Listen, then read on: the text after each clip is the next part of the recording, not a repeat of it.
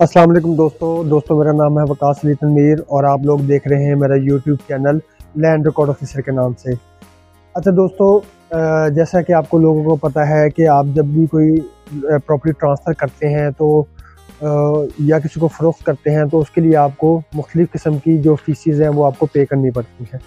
तो आज की वीडियो जो है इसका टॉपिक यही है कि आपको जब भी आप कोई प्रॉपर्टी ट्रांसफ़र करते हैं या किसी को फ़रोख्त करते हैं तो उसके लिए आपको कौन-कौन सी जो फ़ीसेस वो आपको पे करनी पड़ेंगी।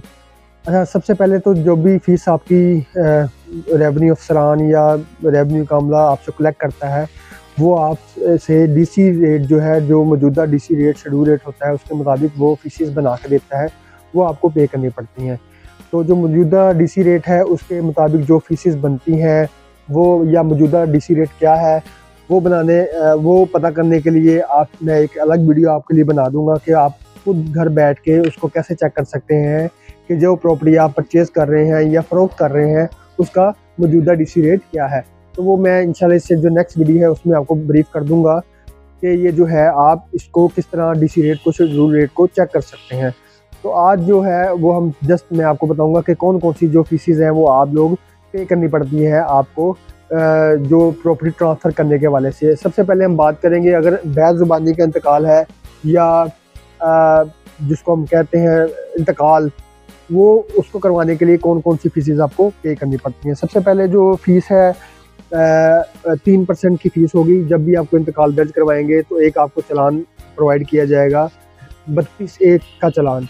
उसके ऊपर जो फ़ीस वगैरह है वो दी होगी कि ये फ़ीस आपने पे करनी है। वो 3% के हिसाब से फ़ीस बनती है डीसी रेट की। जितनी मालियत आपको शेड्यूल रेट बना है उसकी 3% फ़ीस के हिसाब से आपको पे करनी पड़ेगी। वो आप करीबी बैंक, अगर तो अराजी रिकॉर्ड सेंटर है तो उसमें ARC जो मेन ARC वहाँ पे बैंक काउंटर बने हुए BOP के, वो वहाँ पे ही आपने जमा करवा देनी है। अगर वो वहाँ पे नहीं करवा सकते तो आप उसको अपने मोबाइल ऐप के थ्रू या अपने मोबाइल जो बैंकिंग है उसके थ्रू आप उसको इजीली PSID के थ्रू पे कर सकते हैं। तो ये 3% आपने वो पे करनी होगी आपको। उसके बाद एक ज़िला कौंसिल की फ़ीस होती है, वो 1% आपको ज़िला कौंसिल की फ़ीस जो है आपको अपने करीबी जो ज़िला कौंसिल का दफ्तर है वहाँ से चालान बना के देंगे वो, और जो आपको इंतकाल का चालान 32(1) का मिला होगा वो, और एक दरख्वास्त फॉर्म मिली होगी वो आपने लेके अपने ज़िला कौंसिल जाना है, वो आपको एक चालान देंगे। वो फ़ीस भी जो है आपको बैंक में, वो मोस्टली BOP में ही जमा हो जाती है, बैंक ऑफ पंजाब में, वो आपको वहाँ पे ही जमा करवानी पड़ेगी। ठीक है। उसके अलावा इन फ़ीसों के अलावा आपको आजकल FBR की फ़ीसेस भी हैं जो कि 236C और 236K के नाम से मशहूर है, वो भी आपको पे करनी पड़ेंगी। इनको आम ज़ुबान में एडवांस टैक्स और गेन टैक्स कहते हैं। तो वो आपको उसका जो FBR की फ़ीसेस है उसको बनाने के तरीक़ेकार ऑनलाइन कैसे बना सकते हैं खुद घर बैठ के, तो उसका तरीक़ेकार भी इंशाल्लाह मैं नेक्स्ट वीडियो में आपको ब्रीफ कर दूंगा कि कैसे आप लोग खुद जो है ये चालान बना सकते हैं। अच्छा, 236C जो है वो पे करनी पड़ती है। जो बंदा प्रॉपर्टी फ़रोख्त कर रहा है उसको 236C जो है वो बनानी पड़ती है, इसी तरह मतलब पे करनी पड़ती है। और इसी तरह 236K जो बंदा प्रॉपर्टी मुश्तरी ख़रीद रहा होता है उसको पे करनी पड़ती है। अच्छा, अब इसमें भी 2 तरीक़ेकार हैं। अगर तो आप लोग फाइलर हैं, एक्टिव फाइलर हैं, तो आपने जो बंदा फ़रोख्त कर रहा है 236C वो 2% के हिसाब से जमा करवानी है। अगर नॉन फाइलर है तो 4% के हिसाब से जो है फ़ी पे करनी पड़ेगी। इसी तरह अगर जो बंदा लेने वाला है, मुश्तरी है, जो परचेज़ कर रहा है प्रॉपर्टी, अगर वो नॉन फाइलर है तो उसको 7% जमा करवानी पड़ेगी फ़ीस, और अगर वो फाइलर है तो 2% के हिसाब से जमा करवानी पड़ेगी। अच्छा, इससे पहले ये FBR की फ़ीस जो है इसमें जो FBR की तरफ से डिफरेंट शेड्यूल रेट, मतलब शेड्यूल देती रही है FBR के। मतलब इससे पहले ये तरीक़ेकार था कि अगर तो जो बंदा प्रॉपर्टी फ़रोख्त कर रहा है वो 3 साल के अंदर फ़रोख्त कर रहा है तो उसको जो है 236C टैक्स पड़ता था, अदरवाइज़ उसको टैक्स ये पे नहीं करना पड़ता था। लेकिन अब मौजूदा दौर में ये है, मौजूदा 2022-23 में ये है कि तमाम जो भी बंदा प्रॉपर्टी फ़रोख्त कर रहा है उसको 236C पे करना पड़ेगा। अच्छा, इसी तरह जो 236K है वो उसकी भी डिफरेंट शेड्यूल रेट रहे हैं, मतलब FBR की जानिब से हिदायत फराहम की गई है।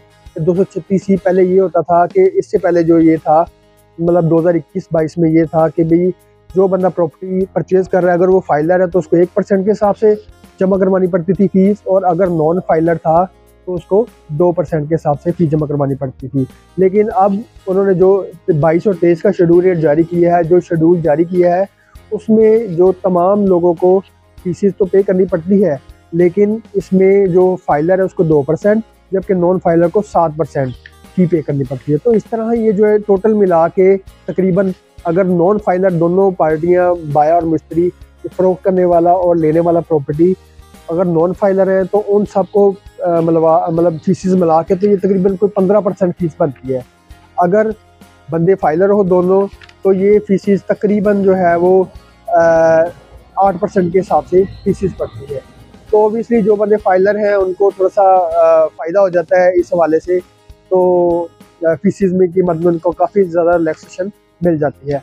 अच्छा, इसी तरह हम एक और डिस्कस करते हैं, जो हिबा का इंतकाल होता है, जो हिबा बहक जायज़ वारिस है, मतलब बाप अपने बेटे को कर रहा है, बेटा अपनी वालदा को कर रहा है, मतलब इस तरह करके उसकी जस्ट 1000 रुपया फ़ीस है सरकार, मतलब जो ज़रई रकबा है, ठीक है।